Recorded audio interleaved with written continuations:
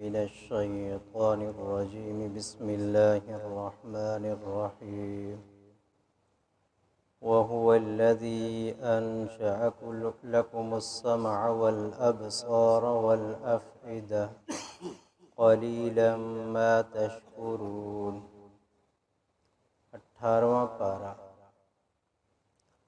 وَهُوَ الَّذِي اور وہ ذات جس نے انشأ لکم بنایا تمہارے لیے سمع سننے کے لیے کان والابصار اور دیکھنے کے لیے آنکھ والافئدہ اور دل قلیلا ما تشکرون بہت کم ہیں جو شکر ادا کرتے ہیں۔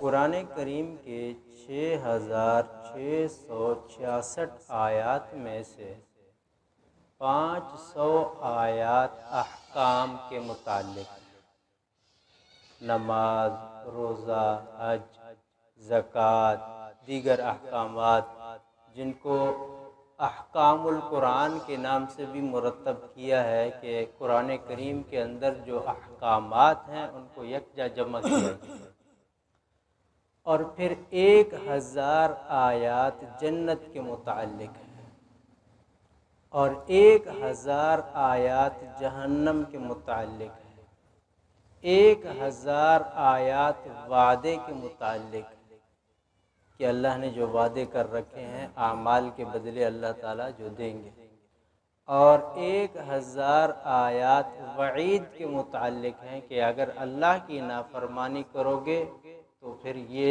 آپ کو سزا ملے گی، اور بقیہ جو وہ ہیں تعداد اس کے اندر اللہ تبارک و تعالیٰ نے ترغیب دی ہے، سوچنے سمجھنے کا موقع دیا ہے کہ اے انسان ذرا اس میں غور و فکر کر، ذرا اس میں سوچ و بچار کر۔ یہ خلاصہ ہے پورے قرآن کریم کا۔ اب 1000 جو آیات ہیں جنت کے متعلق، جہنم کے متعلق، وعدے کے متعلق، وعید کے متعلق، 500 آیات احکام کے متعلق، اگر ہر موضوع کے متعلق ہمیں صرف 300 آیات کا ترجمہ آ جائے تو بقیہ آیات کا سمجھنا ہمارے لیے خود بخود آسان ہو جائے گا، کیونکہ الفاظ تو ملتے جلتے ہیں، الفاظ تو وہی ہیں قرآن کریم کے۔ اب اگر 1000 کے اندر 300 آیات کا ترجمہ آئے تو بقیہ جو ہے وہ وہی الفاظ ہیں جو ریپیٹ ہوتے رہتے ہیں، بار بار آتے رہتے ہیں۔ یہ ہے قرآنی عربی جو سب سے زیادہ سہل اور آسان ہے، اور قرآن کریم کے اگر کلمات دیکھیں تو 2,23,071 کلمات ہیں، 2,23,071 کلمات ہیں۔ اچھا، ایک کلمہ کبھی ایسا بھی ہے وہ ہزار مرتبہ بھی آیا ہے، لفظ اللہ، رحمان، رحیم 500 مرتبہ، 300 مرتبہ، اتنی مرتبہ بھی آیا ہے۔ اگر ان تکرار کو ہم ختم کر دیں تو 2,23,071 کے اندر صرف 5,000 کلمات بنتے ہیں۔ اگر ان کے معانی ہمیں یاد ہو جائیں تو گویا قرآن ہمیں یاد ہو گیا ترجمے کے ساتھ۔ کتنا آسان ہے، کیونکہ نازل کرنے والی ذات جو ہے اس نے اس کو بنایا ہی آسان ہے۔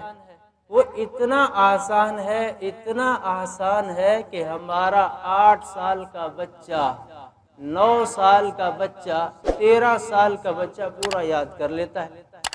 دنیا کی کوئی کتاب ایسی نہیں ہے، بھلے وہ کیسی ہی سہل کیوں نہ ہو، آسان کیوں نہ ہو، ایسی نہیں ہے۔ اچھا، دوسری کتابوں کے اندر اور اس کتاب کے اندر فرق دیکھیے۔ دوسری کتابیں آپ کوئی موضوع لے لیں، کوئی موضوع آپ ایک کتاب یاد کرنا چاہیں، علامہ اقبال کی کوئی ایک کتاب لے لیں، کلیات یاد کر لیں، بلے شاہ رحمۃ اللہ علیہ کی یاد کر لیں، اور بھی کوئی کر لیں، وہ آپ کو 2-3 مہینے کے بعد بھول جائے گی۔ لیکن یہ کتاب ایسی ہے کہ جس بچے نے یاد کر لی، جس بڑے نے بھی یاد کر لیا، تو آگے اس کو یاد کرنا، دوبارہ یاد کرنے میں کوئی مشکل نہیں ہے۔ یہ خصوصیات ہیں۔ یہ اگر ہم سمجھیں یہ اعجاز قرآنی ہے، یہ قرآن کریم کا اعجاز ہے کہ آسان اتنا کہ بچہ یاد کر لے، اور سمجھنے کے لیے اتنا کہ دیکھیں ہم اگر کوئی انگلش کورس کرتے ہیں نا، انگلش کورس کرنا چاہیں، انگلش بول چال، تو تقریباً 8-10 ہزار تو وہ بھی ہمیں معانی اور ورڈ یاد کرواتے ہیں، پھر جا کے کہتے ہیں آپ کو شدھ بدھ ہو گئی ہے۔ تو یہ دیکھیں صرف 5,000 پہ اور اتنا بڑا ذخیرہ ہمیں یاد ہو رہا ہے، صرف 5,000 الفاظ پر، کلمات پر۔ ہم غور تو کریں، ہم یاد تو کریں، ہم کوشش تو کریں سمجھنے کی۔ اب یہاں اللہ تبارک و تعالیٰ نے فرمایا وہ اللہ ہے جس نے بنایا تمہارے لیے سننے کے لیے کان، دیکھنے کے لیے آنکھیں اور دل بنایا، قلیلا ما تشکرون، بہت کم ہیں جو اس کا شکر ادا کرتے ہیں۔ 3 نعمتوں کو اللہ نے بیان کیا ہے، صرف 3 نعمتیں، کان، آنکھ، دل۔ اس کے اوپر بھی فرمایا کہ بہت کم ہیں جو ان 3 نعمتوں کا شکر ادا کرتے ہیں، اور انسان کے اوپر اللہ نے فرمایا کہ اے انسان تیرے اوپر نعمتیں اتنی ہیں کہ وَإِن تَعُدُّوا نِعْمَةَ اللَّهِ، کہ اگر تم ان نعمتوں کو شمار کرنا چاہو تو تم گن نہیں سکتے، شمار نہیں کر سکتے۔ 3 نعمتوں کا حال اللہ نے رزلٹ ہمارے سامنے تھما دیا کہ یہ ہے کہ ان 3 کے بھی تم بہت کم شکر ادا کرتے ہو۔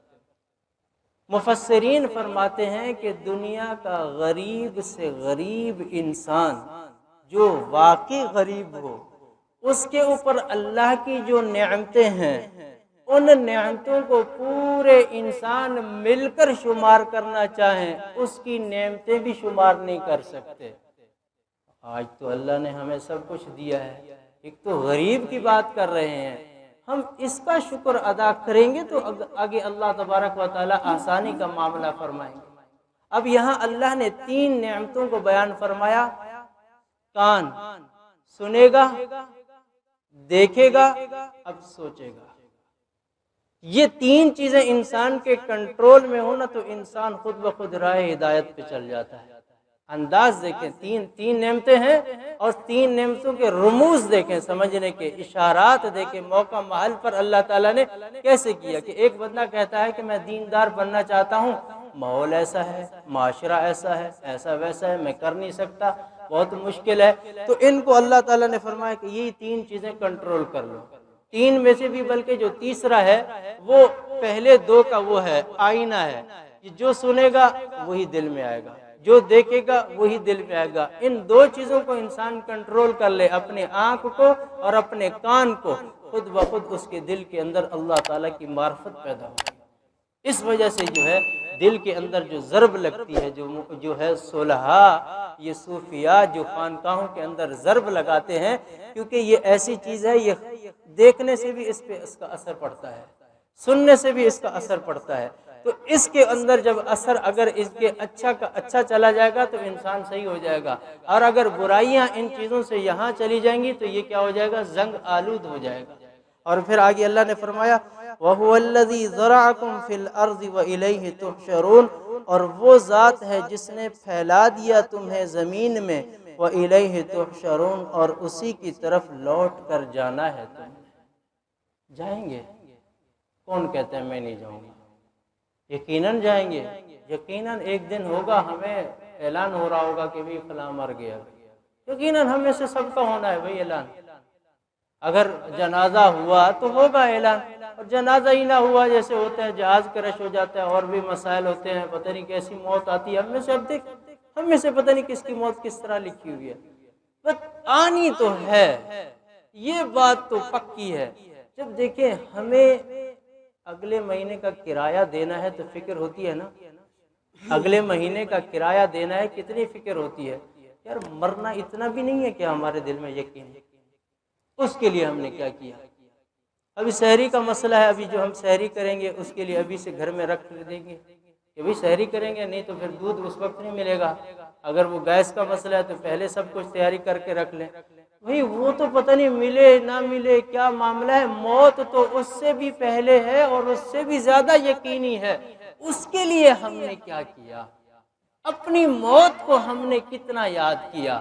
اس لیے نبی کریم صلی اللہ علیہ وسلم کی تعلیمات کے اندر سب سے زیادہ یہی چیز ملتی تھی کہ اپنی موت انسان یاد کرے، کہ مرنا ہے، اعلان ہونا ہے۔ اور پھر فرمایا ذرأکم، تمہیں پھیلا دیا۔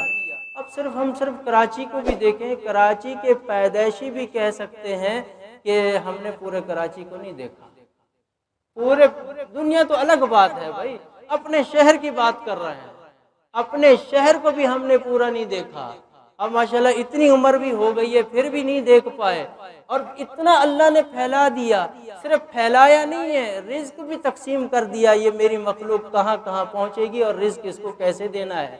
اور صرف رزق کا معاملہ نہیں ہے، وَإِلَيْهِ تُحْشَرُونَ، جہاں بھی چلے جاؤ، جہاں بھی چلے جاؤ، وَإِلَيْهِ تُحْشَرُونَ، رب کے سامنے ایک دن ہاتھ باندھے ہوئے ہوں گے، کھڑے ہوئے ہوں گے، رب تعالیٰ فرما رہے ہوں گے آج بتاؤ کس کی بادشاہت ہے۔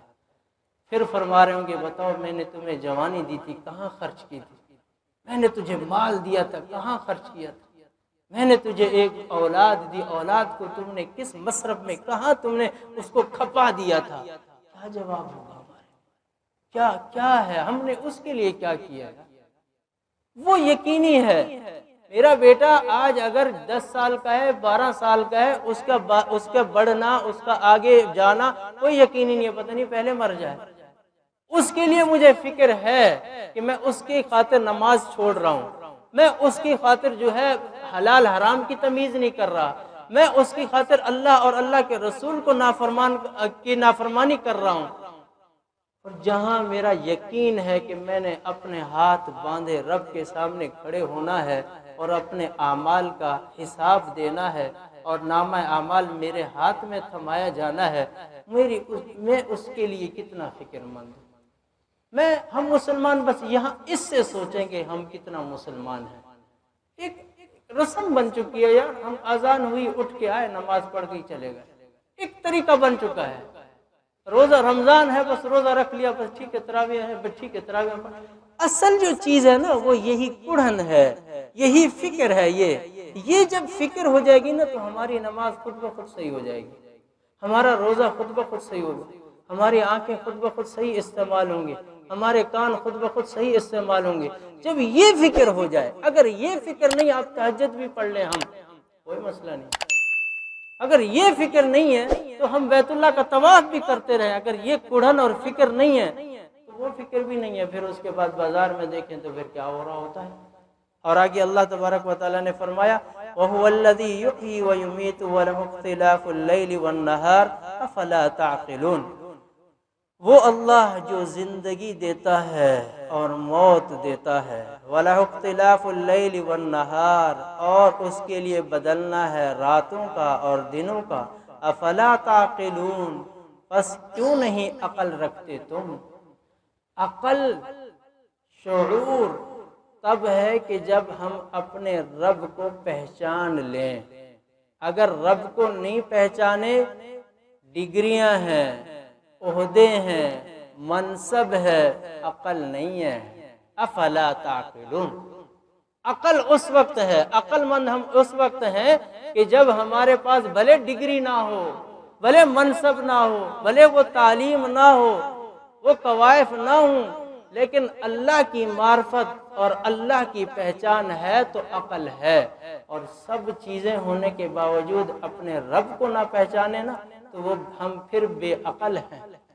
اور آگے فرمایا بل قالوا مثل ما قال الاولون، بلکہ کہنے لگے یہ تو وہی بات ہے جو پہلے انبیاء کہتے چلے آئے ہیں۔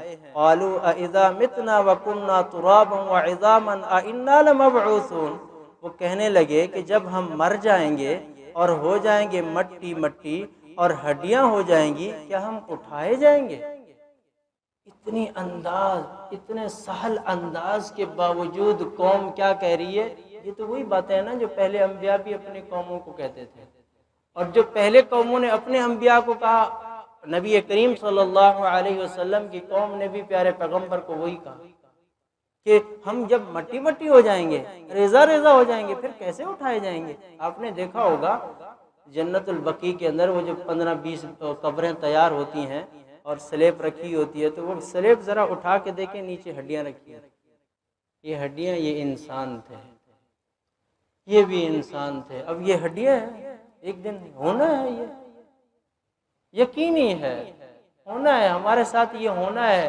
ہم نے اس کے لیے کیا کیا، ہم نے اس کے لیے کتنا فکر کی۔